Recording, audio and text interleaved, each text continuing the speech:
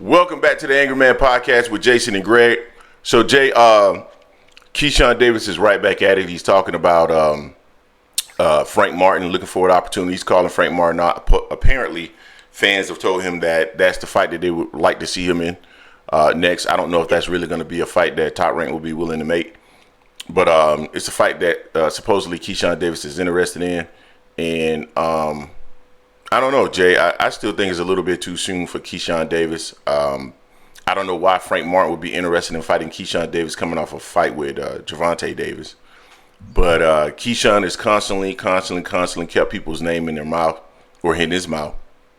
And he's built a reputation by doing that, right? I think he's on the minds of a lot of boxing fans just through his antics and not necessarily through his skills. And you know, the problem that I have with it, Jay, is that anytime he performs poorly, it's, well, what do you expect from me? I only had 10 fights, or I only had 8 fights, or I only have 9 fights, whatever. But then when he has a so-so performance or a good performance, then he's on top of the world and he's calling out every fighter all the way up to Gervonta Davis, the number one fighter at 135 pounds and arguably one of the faces of boxing, right? So I don't see it happening. You know, I saw Frank Martin respond with doing this.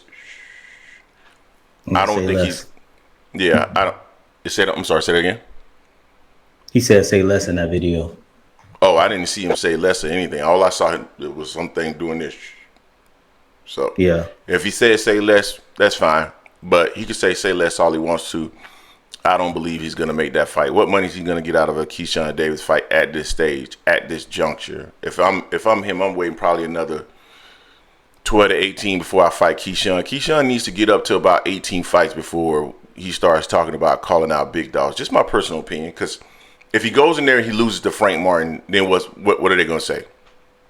He only had 11 fights. You know what I'm saying? So what's the benefit of that, right? Like, you got to look at it from the fighter's perspective, right? It's like, if I beat this dude, what do I get out of it? Nobody's going to give me any credit. If I beat him, they're going to say you were supposed to beat him.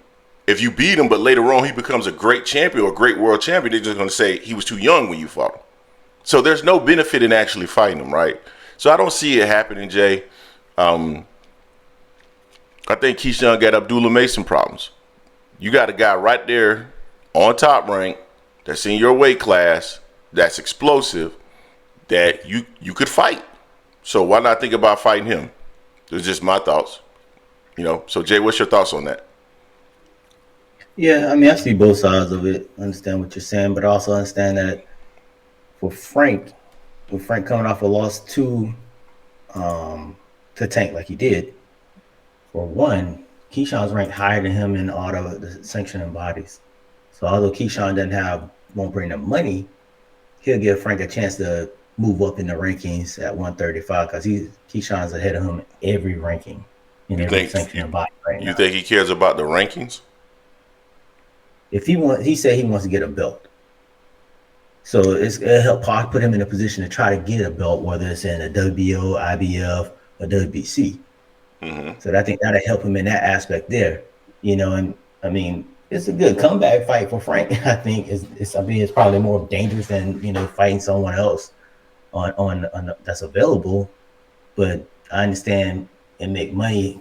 The money is going to be the biggest problem on that. You know, who's going to put the money up with Frank being with Man Down Promotion and PBC, and then obviously Keyshawn's with Top Rank.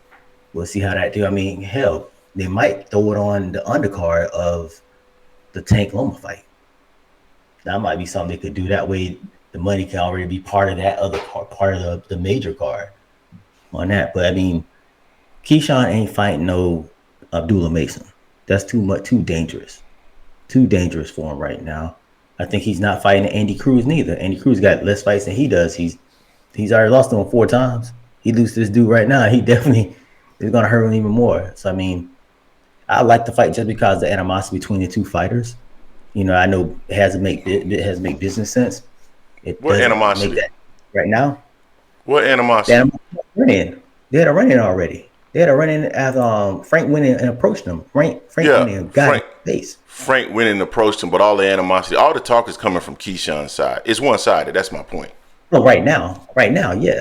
I mean, because Frank was already working on a bigger fight back then, but they do have beef, you know.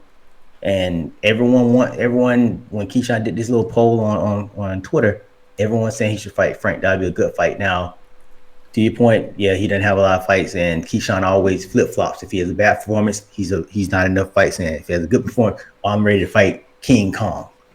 You know, on Frank's side, Frank coming off a loss to the best fighter at 135 right now. You know, some people are like, well, he might be shook after a loss like that. No, you never know how a fighter bounces back from a fight. A lot of times you want him to take a little cupcake, but if he don't take that cupcake, he take Keyshawn. That'd be a good enough fight. I think it could sell some seats because Keyshawn is a talker, and I think it'll bring Frank out of his shell, and people want to see what Frank can do after this fight against Tank. Yeah, I mean that's fine. I don't have a problem with anything you're saying there per se. I will say that I think this beef is imaginary. I don't think Frank really cares about Keyshawn. He doesn't even talk about Keyshawn. It's always Keyshawn talking about Frank. So I think this is an imaginary beef. Is it a decent little fight that I would like to see? Yeah, though. Think about it. What? What else would be for Frank though? There's a lot of fights that could be made for Frank. What are you talking about?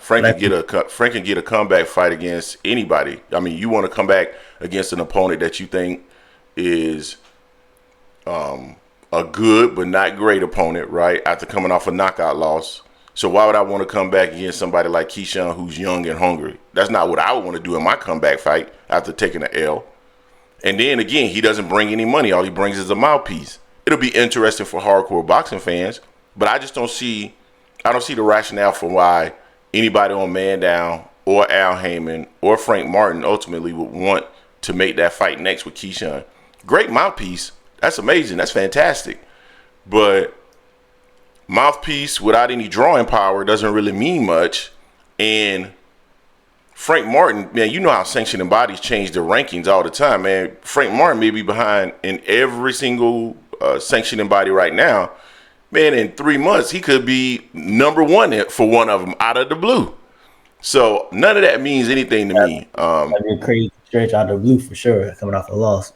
Because right now, William Cepeda's number one in all of them. Mortala's number two of the four. So Errol Spence's last fight was at 147 where he got beat by Terrence Crawford. Now he's number one in the WBC 154 without having a singular fight. I ain't trying to hear none of that. That sanctioning body shit don't mean nothing. EJ has a bigger name and he was a champion. But my point is the politics that happened is what is exactly who's available for both fighters. So when you think about 135, outside of Loma, Shakur, and Gervonta Davis, who named bigger than Frank's at this point, considering he got in the ring? Nobody. It's certainly not Keyshawn. So all you need is the politics behind it. Who? Cepeda already number one. He's been yeah, but his name ain't bigger, bro. His name ain't bigger. He ain't even been in no real big fights. That's all I'm saying. All you need is the politics, the right promoter and manager behind you in the politics, and you'll get right back at the top of the rankings, dog. All that I need to fight Keyshawn to get in front of it, that don't mean nothing. I didn't say he needed to. I said I could help. I didn't say he needed to. I don't think it's gonna help nothing. Anyway. You guys tell us what you think in the comment section. I don't think this is a fight that Frank will be interested in, but I would be interested in seeing the fight if it does happen. I'm a boxing fan, so I don't really care. You guys let us know what you think. Don't forget to hate, like, comment, and subscribe. This is the Angry Man Podcast in Sports Media, and we are out.